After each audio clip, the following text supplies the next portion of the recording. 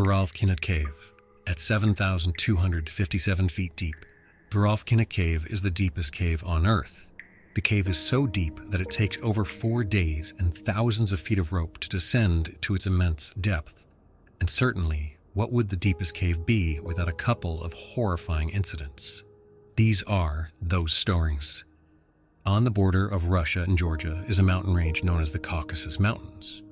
This mountain range is notable for a few reasons.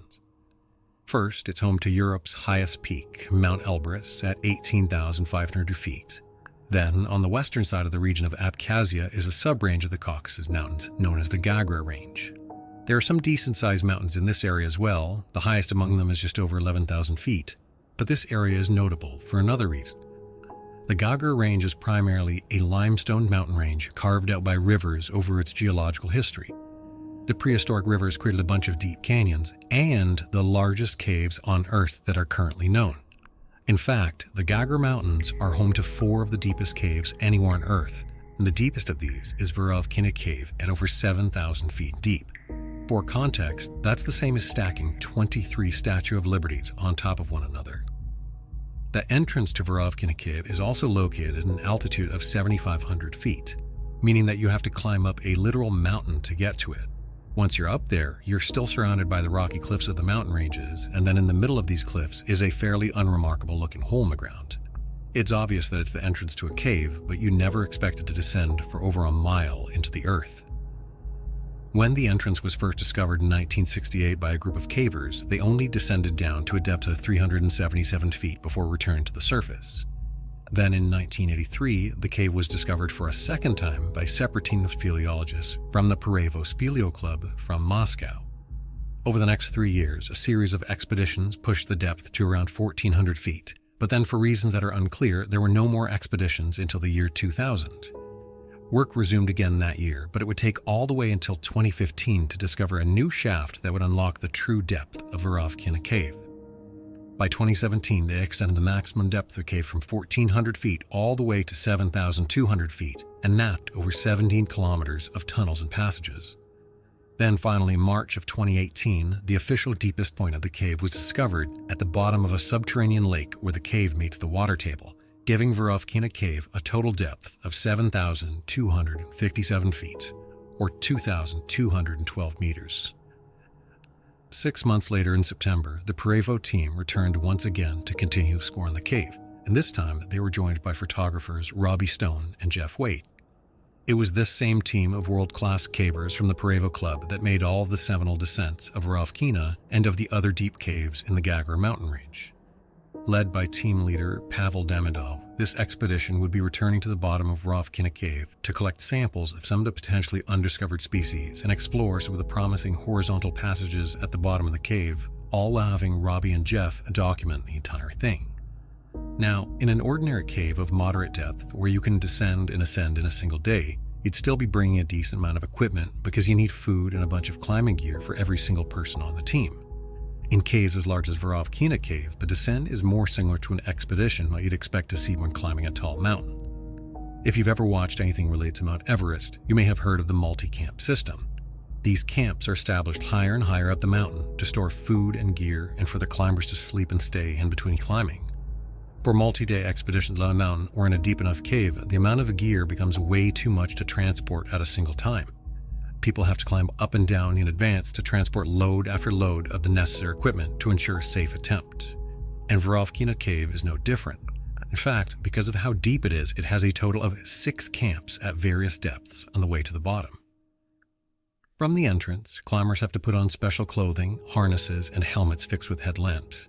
They then descend down the first shaft into the darkness and move through a series of tight tunnels and passages to reach the first camp at 2,000 feet. This camp is a permanently installed camp where gear and equipment are stored year-round for emergencies. Then, over the course of the next 4 days, Robbie, Jeff, and the Veryovkina Club made their way to Camp 6, all the way down at 6,900 feet. On their way, the temperature was just a few degrees above freezing. They crawled through mud and water, impossibly tight squeezes, and descended down 100-foot shafts over nothing but air. The thousands of feet of ropes that they used to make the descent were their only means of transportation in and out. Then, finally, they set foot onto the flat, sandy Camp 6 set up in a large horizontal tunnel. This would be their home for the remainder of the expedition. Over the next 3 days, the team set out from their camp to complete all of the tasks they had intended. One of these was to bring Robbie and Jeff to the lake that sits at the bottom. When they got there, they were stunned to see this beautiful turquoise water surrounded by jet black limestone. The lake is 50 feet long, 25 feet wide, and is actually 28 feet deep. If not for the lights they brought, it would sit there in complete darkness, entirely without color. On day 7, everything was still going according to plan, and that day, 2 of the members of the team had to leave early to catch a flight home. When they got to Camp 3, there was a ton of water pouring into the cave. A massive storm up on the surface had caused a flood pulse to send thousands of liters of water rushing in. Inside these caves, you can't really communicate wirelessly because of the thick layers of rock. So instead, cavers have to run a physical line the entire length of the cave to communicate. The 2 team members immediately tapped into the cable to warn the others about the flood pulse headed their way. Down at Camp 6, they weren't all that worried when they initially got the call. Flood pulses are a common thing that cavers have to worry about. A single milliliter of rain is 1 liter per square meter, meaning that a single square kilometer receives 1,000 liters of water if just a single milliliter of rain falls. In heavy rain, that number is significantly higher. All of this water then bursts down into caves in equally huge volumes and can last for hours, depending on the volume of rain and how long it rains for. Again, they weren't all that worried when they first got the call. The Veryovkina group is world-class, and their plan was to monitor the water level and then plan accordingly. Camp 6 had also been set up off of the main vertical shaft in what looked to be an area away from the flow of water. It was also at 6,900 feet, whereas the total depth was over 7,200 feet. For the water to reach them, it would have to fill up 300 feet of passages below them before it would reach them. About half an hour after they received the call, they heard the first sound of water approaching. It started off as a faint rumble and slowly grew like a train approaching. By the time it was just about to reach camp, it was so roaring loud that it was almost deafening. The entire cave shook like a constant earthquake was going on. Robbie had just started breakfast when the noise really started, and he and the others rushed out of their tents to see the approaching storm. As they turned their headlights towards the vertical shaft, a fire hose of water came pouring down. Robbie stood there with his mouth open and almost dropped the food he was holding. Not nearly as experienced as the Veryovkina team, Robbie was really concerned by the volume and speed of the water rushing in. But again, the spot they were in was completely dry, so he tried to stay calm like his Russian comrades. About 2 hours into the flooding, with no signs of its flowing, one of the team members noticed a gurgling sound coming from a small hole near the tent. He looked into the hole and couldn't see any water, but he figured he should tell the team leader anyway. Pavel agreed that this was a bit concerning, so they decided to go and check out a nearby siphon to see how much the water table had risen. They returned about 5 minutes later and looked into the hole once again. This time, not only could they see water, but it was rising so fast it was sloshing up around against the walls and almost out of the hole. The team member looked back at Robbie, and Robbie saw that his face had gone completely white. Immediately, he knew that this meant that they knew to leave, and leave right away. With the sound of water still almost deafening, all hell broke loose in the camp. No one expected to be leaving that day, but now everyone was running around packing up essential gear. Robbie and Jeff pulled on their latex suits over their fleece base layer. After that, they slipped on their abrasion-resistant nylon shells and harnesses. Robbie then made the tough decision to leave all his camera equipment and personal items, literally tens of thousands of dollars of equipment. He knew he couldn't risk being slowed down, or it could cost him his life or the life of one of his teammates. He pulled all of the memory cards out of the cameras, placed them in a Ziploc bag, and then slipped them into his latex suit. At the very least, he could save all of the pictures he had taken. With that, he called out to the others that he and Jeff would start their ascent, and then they started off to the vertical shaft out of the quickly flowing Camp 6. This would be the last interaction they would have with the Russians at Camp 6. The remaining members of the Veryovkina team would wait for the team leader Pavel before starting their ascent. As Robbie and Jeff made their way to the vertical ropes, they reached a narrow traverse, almost like a bridge that went along one wall. Prior to the flooding, the chamber beside the bridge was 60 feet deep and 25 feet wide of nothing but air. Now it was almost completely flooded, almost coming up over the side of the bridge. At the end of this narrow traverse were the vertical ropes and the source of the water pouring into the cave. Robbie stepped into the waterfall pouring down from the shaft and clipped his ascenders to the rope. Then he put his head down, took a deep breath, and started making his way up the rope as the water pummeled him from above. The water was coming down so hard it felt like it was crushing and suffocating him. It was literally as if his head was being squashed into his shoulders. Thankfully, he was able to tuck his chin, which allowed the water to run off of his helmet and create a small air pocket for him to breathe. Focusing on just the white rope directly in front of his face, he moved his ascenders up rhythmically as fast as he could. Finally, he reached an area with a small outcropping that he could step on and out of the waterfall to look up. He saw that the rope was coming out of his shoulder-sized hole in the rocks, but this was also the source of the water. Coming out of this little hole was a fire hose of water that seemed to take up the entire space. He thought to himself that there was no way he was going to be able to make it through that intense downpour. At the same time, he couldn't just stop. He was the lead climber. Everyone else was coming up behind him, and there was no telling what the water was like down below. He had to at least try to make it through. When he got to the hole, the force of the water was so strong that he was only able to push his ascenders a couple inches at a time. He finally made it through the squeeze and then realized that Jeff would have to do the same thing. He had no idea whether or not Jeff would be able to make it, so he just kept climbing as high as he could to get out of the way. In his panic, he hadn't realized that this new section of the cave was mostly dry. The water flowed down a different route to the squeeze, so he was relatively safe where he was. But because he was so full of adrenaline, he was mindlessly climbing for his life as fast and as high as he could. He only finally realized what he was doing when Jeff yelled out to him to slow down. Snapping out of it, he stopped and waited for Jeff to catch up before they continued. When Jeff reached him, his face was white, his eyes were wide, but he exclaimed that they were at least alive. The two of them silently wondered if the same could be said for the Veryovkina down below. Robbie and Jeff eventually made it up to Camp 5 at 6,200 feet, where they waited, hoping they would see the Russians any minute. As the cave continued to shake around them, they occasionally looked down over the edge into the abyss. Miraculously, down below they saw a single headlamp slowly making its way up the shaft. When he was finally close enough, they realized it was Andre. After he climbed up into camp, they asked him if he had seen the others, and he just shook his head silently. They all sat there, thinking about the worst-case scenario. Down below, by the time Pavel had returned from the siphon, the bridge that Robbie and Jeff had walked across was completely submerged. The rest of the team members had to actually swim to reach the vertical ropes. The last to swim out was Pavel, and as he was making his way out, the chamber had become a swirling vortex. All of the water draining deeper into the cave had turned into a giant whirlpool. When he went through it, it spun him around and he had to swim hard to make it to the line. By the time they were ascending, all of the deeper passages were completely submerged in water. Then, 15 minutes after Andre emerged, 5 more lights could be seen making their way up the shaft. One by one, all of the remaining members of the Peril team made their way up to Camp 5. Robbie watched them ascend out of the flooded passage and couldn't believe how strong and capable they were.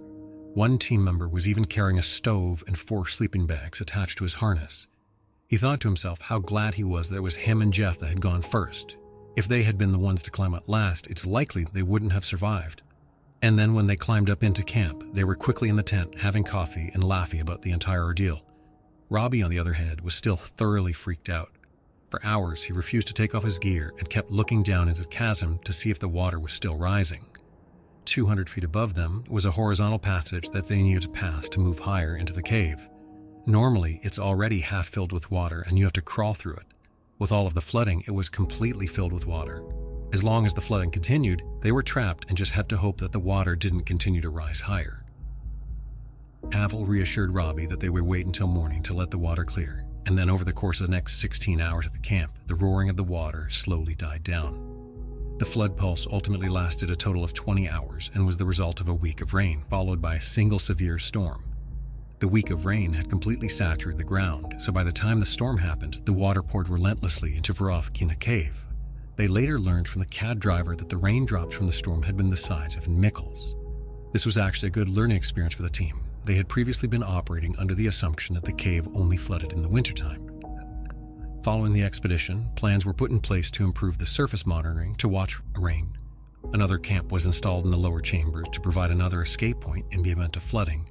And despite this expedition being cut short, they had completed essentially everything they had set out to do. New passages had been explored and mapped. Cave species had been sampled, and although the camera equipment was destroyed, all of the pictures were preserved. But this wouldn't be the last accident to ever occur in Veryovkina Cave. 2 years later, in November of 2020, some people exploring the area noticed a rope fixed to the cave's entrance. This is typically a big no-no in the caving world because then anyone can access the cave and potentially get hurt or lost if they're unprepared. 8 months later, on August 4th, 2021, the same Veryovkina team returned to continue their work at Veryovkina Cave. They descended into the cave as they had 3 years earlier, but then at 1,300 feet, they found a pair of crampons and an ice axe. This didn't make sense. This equipment couldn't have just fallen into the cave from the entrance. There were no straight drops to where the equipment was found. This meant that someone had to have come into the cave and deep into the cave. They continued further in, all the way to the permanent camp at 2,000 feet. Then to the second camp at 3,200 feet, and then all the way at 3,600 feet. Halfway into the deepest cave on Earth, they found the badly decomposed body of a man. He was wearing camouflage overalls, trekking boots, a helmet, he had 2 cell phones, and he was still attached to the rope that he had used to descend into the cave. By the looks of the decomposition, he had been there for months. Although he had no ID on him when he was found, authorities were able to identify the man as 37-year-old Sergei Kozev using a missing persons database. Then, using the information from the cell phones found on him, they were able to figure out what had happened that led to his death. Sergei lived in the city of Sochi, Russia, just east of the Russian border with Georgia, and about 2 hours from the entrance to Veryovkina Cave. He was an avid outdoorsman and frequently went on solo expeditions to explore the wilderness. On November 1st, 2020, he said goodbye to his family, as he always did when he was going on with these solo expeditions, and then set off for the Gagar Mountains. He also didn't tell them where he was going, despite the fact that he was heading to a location that fewer people had set foot in than the International Space Station. Based on the documents and screenshots found on his phone, it seems that Sergei had spent almost a year planning this trip. He had printed out maps and materials from the expeditions made by the Peril team specifically to navigate down into the cave. First, he made the ascent up into the mountains through cave entrance using his crampons and ice axe. Then he fixed a rope to the opening and descended down into the darkness of Veryovkina Cave. Using the information that he had gathered from the Peril team, he hauled all of his equipment in 3 transport bags through the tunnels and narrow passages. Then, using a lattice descender, he traveled down the massive vertical shafts all alone. He successfully made it to the first camp and then left some of the equipment later discovered by the Peril team, and then proceeded almost directly to the second camp. It was determined by the excrement found on site that he lived at the second camp for about a week before descending further into the cave. From the second camp, things got a bit more challenging. Beyond that camp, there are some larger and more technically challenging vertical shafts. In addition, the cave becomes significantly wetter from that point onward. As any caver knows, proper equipment is crucial. The standard fleece underlayer with a waterproof outer layer is crucial to survive in the cold and wet subterranean environment. It's unclear exactly what happened in Sergei's last moment, but it seems as though he realized that he wouldn't be able to descend any further through the water with the equipment he had. At which point, he would have tried to make his way back up the cave, but because he had already descended into a technically challenging area, he was unable to get back out. Sergei had brought ascenders for his hands, but he didn't have any stirrups for his feet, meaning that he had no footholds for any of the long vertical shafts. He must have tried and tried to make his way out of the cave, but between the exhaustion and the cold, he eventually laid down to sleep one last time and never woke up. Upon finding his body, the Peril team went back up to the surface and alerted authorities. Due to the difficulty of the cave and the depth that Sergei's body was found at, it would take a team of over 100 individuals to eventually retrieve it. It's also particularly risky to be in a confined space like a cave with a decomposing body because the gases given off from the decomposition process can build up and become toxic at high enough levels. Despite how many people were involved in the rescue, they still ended up having to cut Sergei into pieces to successfully remove him from the cave. After his retrieval, his body was finally returned to his wife and kids in Sochi. For now, Veryovkina Cave is the deepest cave on Earth. But the Earth is a big place, and caves are not nearly as readily viewable as their mountain counterparts. Veryovkina Cave was only crowned the deepest in 2018. It remains to be seen whether it will hold its place as the deepest on Earth.